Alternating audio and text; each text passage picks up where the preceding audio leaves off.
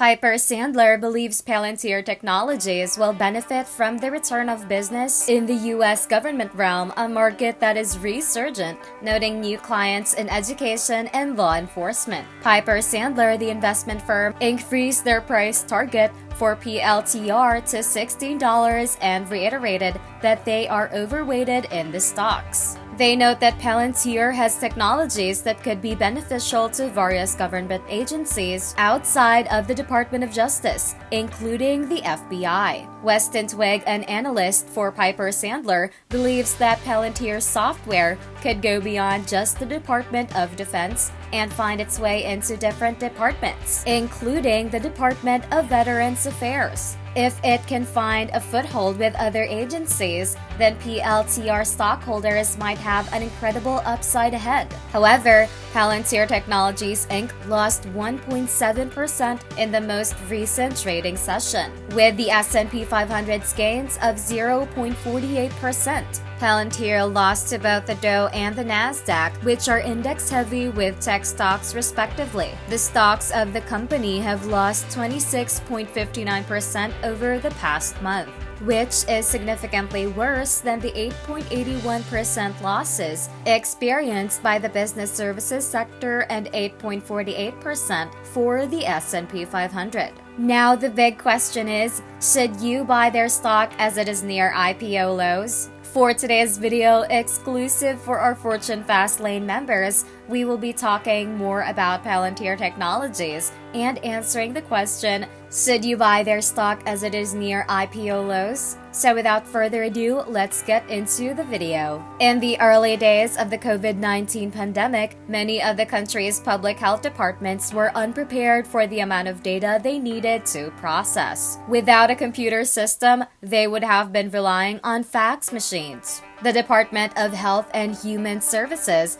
contracted a secretive Trump-linked company to help with their messy government health problems. This secretive company, Palantir Technologies, was able to build similar software for a much lower price because it forgoes traditional advertising and marketing expenses. Palantir specializes in data, which is most often used by government agencies. It has about $1.5 billion worth of contracts with the government last 2020, including a recently signed contract with the Space Force and the Navy. Last July 2020, with new COVID-19 case numbers breaking records daily, the HHS announced an abrupt shift in how that data would be reported on.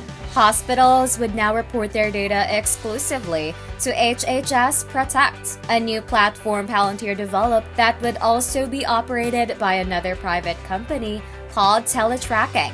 This would effectively replace the National Healthcare Safety Network, or NHSN, with the Centers of Disease Control and Prevention, or CDC, per the Trump administration's orders. Any access to NHSN data will be prohibited, which will inhibit diagnostic services provided by hospitals. The CDC, the New York Times has reported, still has at least a week lag in reporting hospital data. America, Caputo stated, requires such data in real time because it needs to confront the coronavirus. Months later, the order to bypass the CDC was reversed as a public outcry, and complaints from state attorneys general, members of Congress, and health workers mounted against it. HHS Protect also unveiled a public data hub for information, but this has been plagued by reports that the data is incomplete and delayed. Palantir, the architect of this complete data system,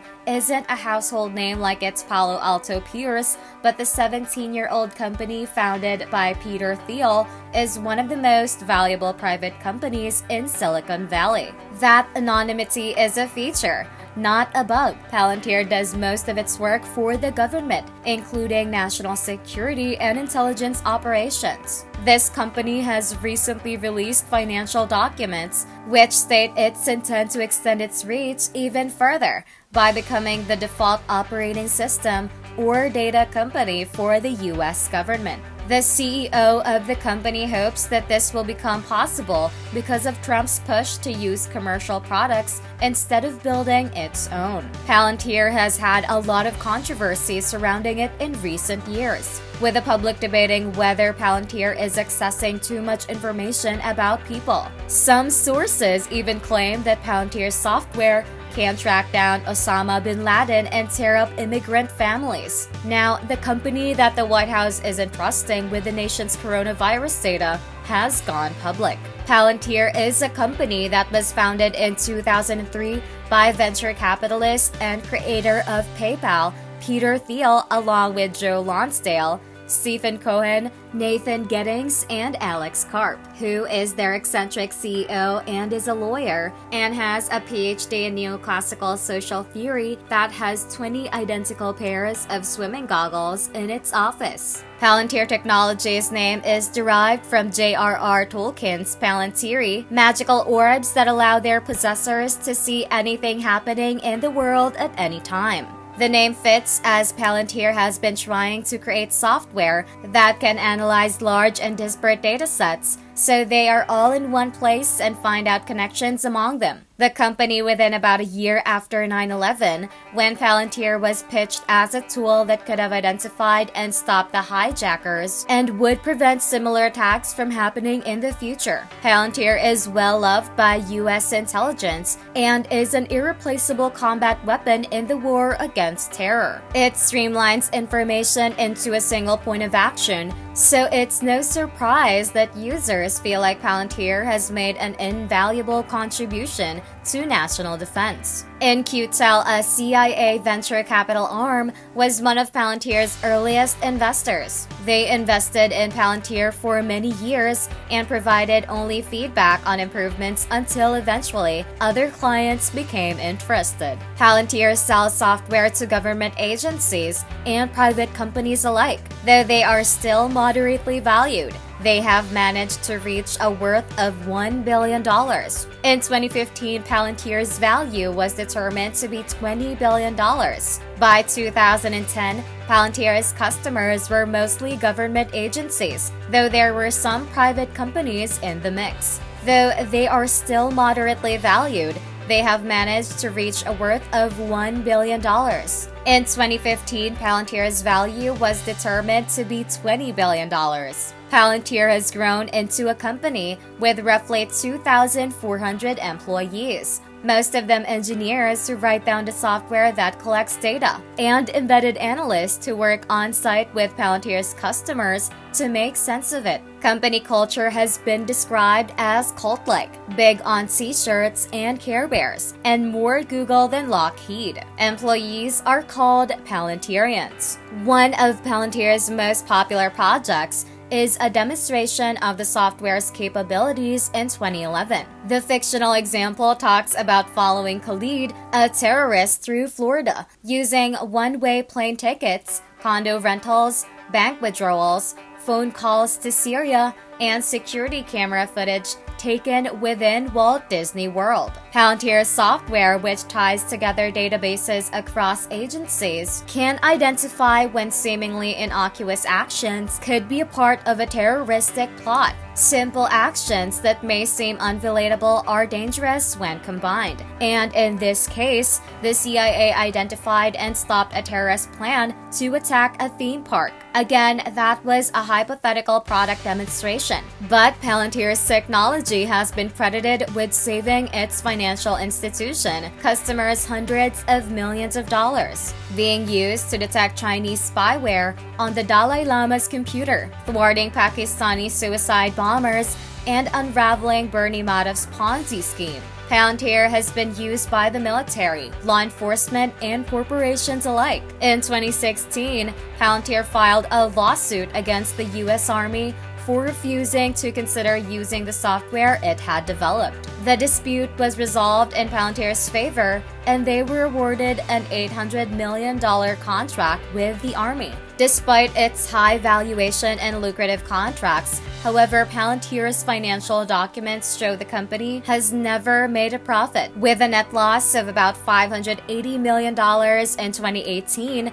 and 2019, and nearly $165 million in the first half of 2020. Palantir is also controversial because its founder and board chair Peter Thiel is controversial. Thiel has been criticized in the past, but he came into the public eye in 2016 when he revealed himself as the money behind Hulk Hogan's court case against Gawker, which would ultimately kill the site, and an early Trump supporter.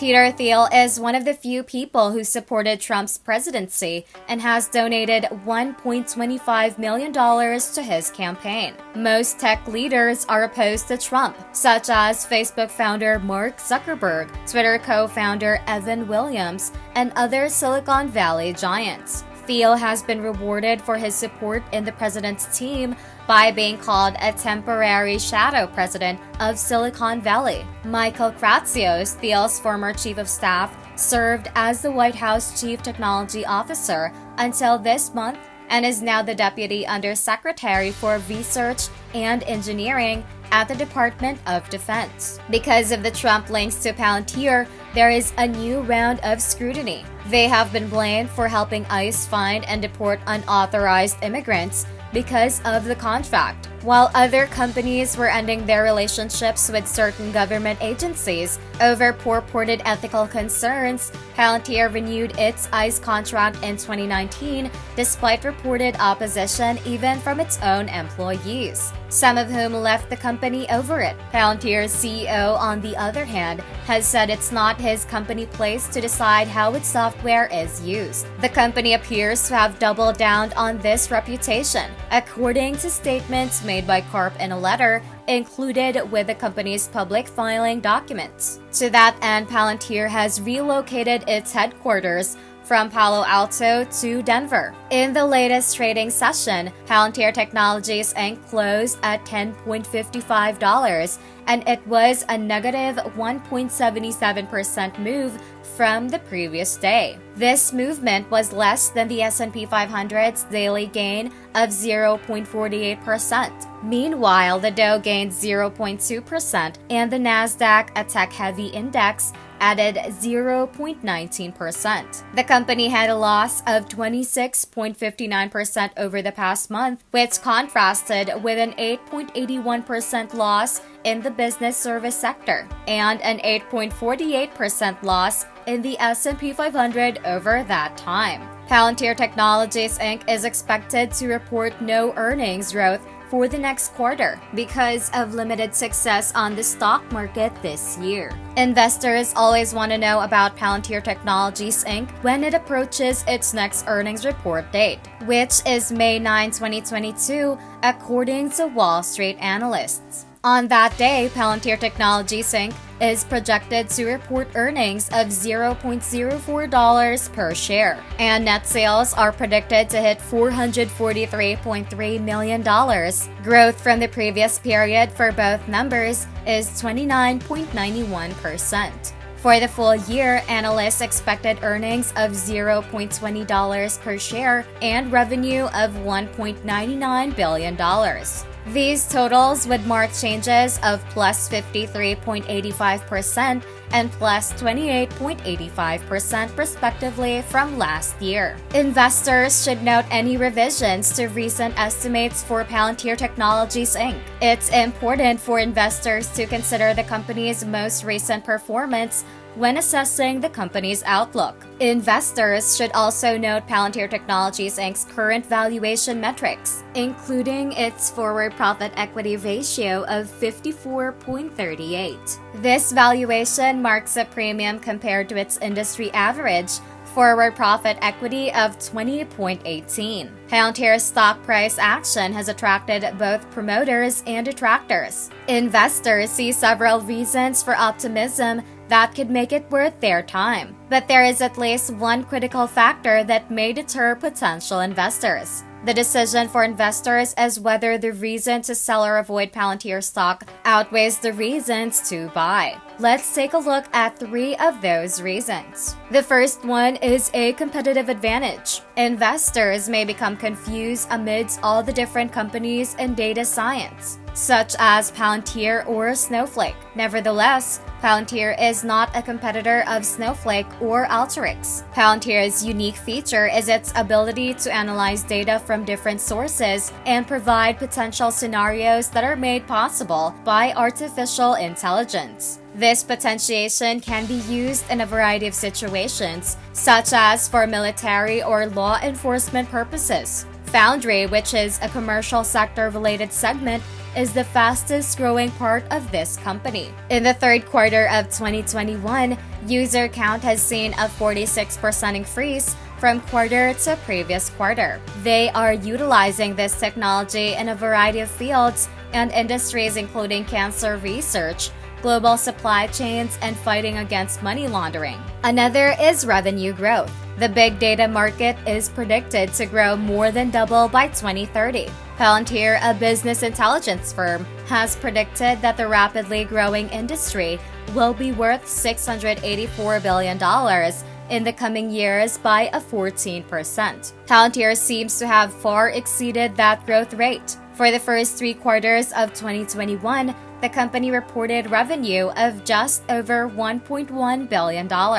This amounts to a 44% increase compared with the first 9 months in 2020. Palantir expects a 40% revenue growth for 2021, but analysts believe the growth will slow to 30% in 2022. Despite the slowdown, it should remain strong as both governments and companies will want assistance with problems and crises. And lastly, it has a discounted stock price. Palantir's low stock price has become increasingly attractive for prospective stockholders looking for an opportunity. Since peaking at $45 per share almost 1 year ago, Palantir's stock price has steadily dropped. It now sells at a discount of more than 60% from that price, its lowest price since the stock began to take off in late 2020. Palantir now trades at a price-to-sales ratio of about 22, down from the sales multiple of 46 at its peak nearly 1 year ago, which makes it much cheaper than Snowflake, which sells for 88 times sales. Palantir believes that the total revenue they will be able to profit from is $119 billion, and analysts predict that by 2026, they will make $9 billion annually. With a 30% annual revenue growth rate, Palantir looks to reach its predicted 2025 revenue forecast of $9 billion. Palantir has struggled because of low levels of profitability, and as a result, its share price is currently near the same levels last seen after the company's IPO. Shareholders are demanding more growth and have rotated away from growth stocks, which has caused tech firms to be hammered across the market. The highly secretive company is controversial as it is an advocate of greater surveillance since it aids in its capabilities. Additionally, its software has been used to identify working illegal immigrants to aid in their deportation. That being said, the company has a unique product that no doubt serves various clandestine agencies. The government contracts may be attractive due to the high financial rewards, and it's a good long-term addition to your portfolio, but only if you don't mind turning a blind eye to the company's shady dealings. There you have our Fortune Fastlane video for today. Don't forget to subscribe to our channel, click the notification bell, and like this video. If you think that we've delivered value, please share this video with one person. Just one share is enough for you to show your appreciation for the commitment and hard work we all put together in creating this video. That teaches and helps you on your mission of building your own fortune. And you don't know that one share could go a long way. And keep in mind that no matter how many times you're going to watch this video, you won't see any results unless you take action. Goodbye and see you at the next one.